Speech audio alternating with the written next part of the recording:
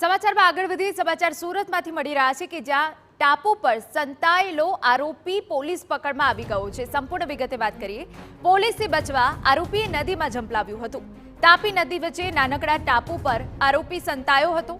પોલીસે આરોપીને પકડવા ડ્રોનની મદદ લીધી। ફાયર બ્રિગેડની ટીમ પણ કામગીરીમાં જોડાઈ હતી। ટાપુ પર સંતાયેલા આરોપીને પોલીસે ઝડપી પાડ્યો છે। તો ડ્રોનની મદદથી આરોપી સુધી પોલીસ પહોંચી। અમારા સંવાદદાતા બળદેવ વધુ વિગતે વાત કરવા જોડાયા છે। બળદેવ, શું વિગત? જે રીતે સુરત ક્રાઇમ બ્રાન્ચને ખાનગી રાહે માહિતી મળી હતી કે અમરોલી વિસ્તારમાં જે ઘરફોડ ચોરીની જે ઘટના બની હતી તે ઘટનાને અંજામ આપનાર જે આરોપી છે ક્યાંક ને ક્યાંક જે કહી શકાય સિંગણપુર રોડ જે કોઝવે છે તે કોઝવે પાસેથી પસાર થવાનો છે।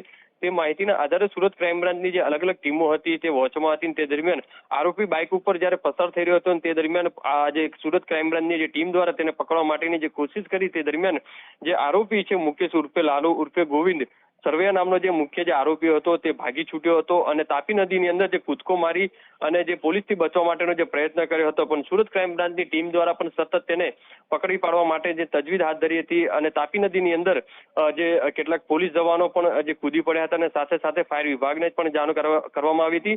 ફાયર વિભાગની જે ટીમ હતી ઘટના સ્થળે પહોંચી હતી અને જે શોધખોળ આરોપીની જે શરૂ કરી હતી। મહત્વની વસ્તુ એ છે કે ટેકનિકલની જે મદદના આધારે સુરત ક્રાઇમ બ્રાન્ચની ટીમ દ્વારા જે જાડી ઝાખરા છે તાપી નદીના જે અલગ અલગ જે ટાપુઓ આવેલા છે જે માટીના જે જાડી ઝાખરાઓ છે તેને શોધવા માટે આરોપી ક્યાંક સંતાયો હોવાની જે માહિતી મળી હતી।